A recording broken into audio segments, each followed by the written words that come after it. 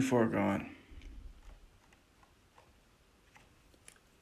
The phantasma has no limit for its wreckage. Its only limitation is the mind in which it dwells, and, as all parasites do, it will harvest the mind until, finally, you cease to be you.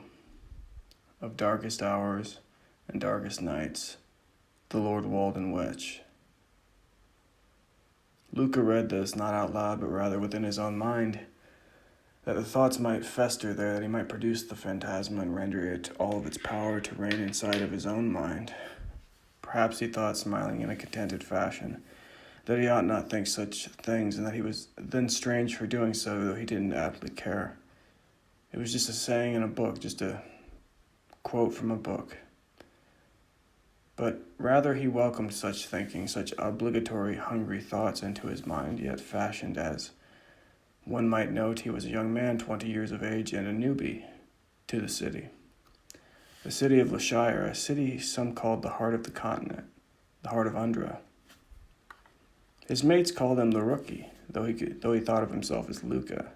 He had no family name, and he worked at a loading dock off the coast on a dock nearby the harbor for a company that imported coffee, amongst some other goods, owned by whomever, as Luka could not have told one person or another whom it belonged to. The importation company. All he knew was that he got paid at the end of each week, and that he and his mates, of course, could go out drinking on their time off. Happy enough was he to score a beautiful woman for a night, or to play any number of trivial games, but there was yet something in Luka which was in no other man. At least, no other man who then worked at the loading docks for the company, the name of which was this: Coffee of Import. A descriptive enough name. At least it was definitional, Luka had often thought, instead of misleading or some other deviancy. Like himself, perhaps, for what Luka did one day upon the docks can only be described as deviant.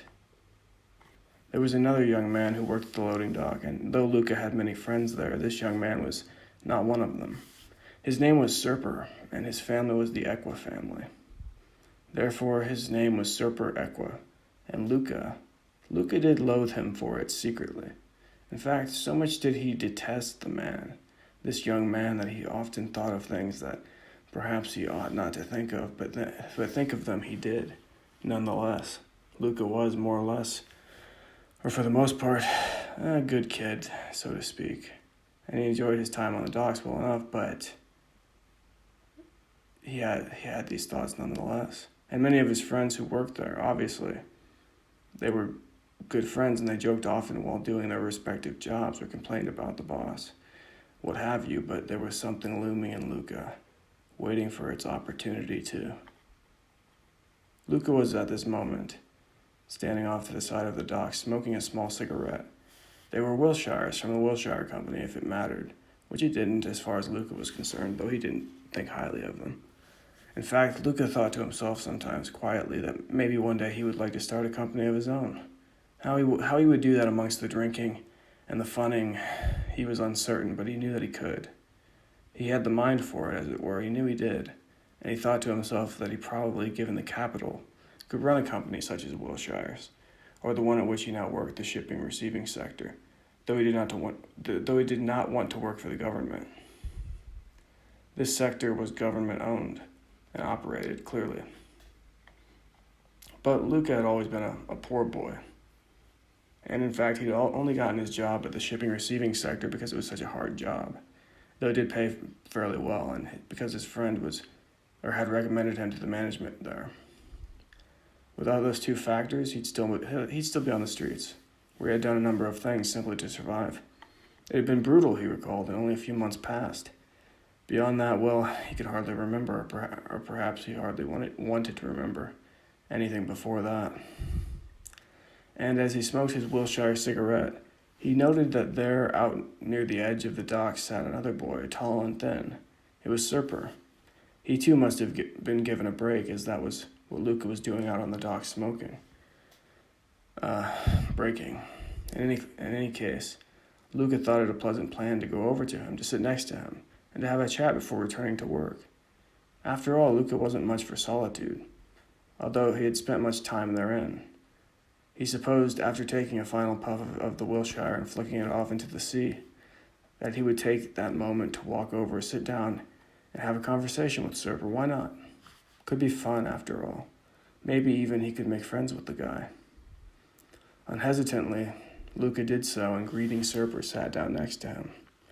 It was a moment before either spoke, as neither particularly liked the other, which was quite plain, but neither yet hated the other either. At least, if appearances be any signal, otherwise it was quite plain that Luka, like a few of the other boys who worked on the docks, didn't like Serper. In fact, a part of Luka did loathe Serper, obviously. He had grown up in a relatively rich family, Serper had, at least by the standards of those who worked on the docks, of those who dwelled in the innermost reaches of the city. They, of course, were only common folk, and yet was Serper, but he was not. Not quite. He was a rarity amongst them, someone whose parents had found a niche that he never spoke about. And so one could only assume, and the boys who worked on the docks did only assume, that he was quite well off. He was, of course, although that fact was plain, his clothes were not, a telling thing, and from where Luka had come a stupid thing to wear.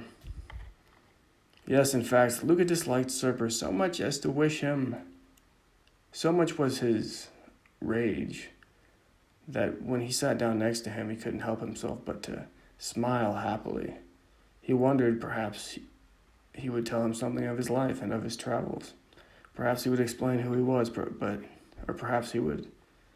But Serper, who had never been much for listening, was of course already looking away, and towards the sea, the waves from which crashed loudly into the bottom of the wall, atop which they sat, their legs dangling. Luka knew that Serper could not swim, of course. He had spoke of it before when one of the boys had pointed it out while unloading a ship, that he seemed frightful of the waters below. Of course, Serper, clueless as he was of his position, knew not that he should act less obviously incompetent of the sea, for it was obvious, and had been from there on and before so, that he had lived quite the comfortable life. It did not matter, Luka thought to himself, and easily enough he spoke to the boy. "Hey," he said quite pleasantly, before pushing Serper into the waters below. And though the boy tried to scream, the waves, as they were, crashing into him, as they were pressing him harder and harder into the wall as he struggled. As this occurred, not a sound could be heard.